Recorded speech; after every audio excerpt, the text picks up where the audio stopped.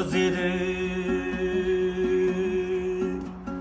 Ыбырайдың балғадишу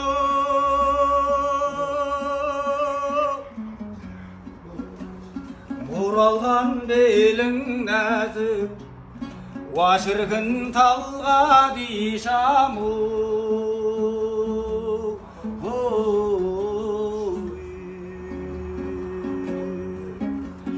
Сексен қыз серуенге шықса дағы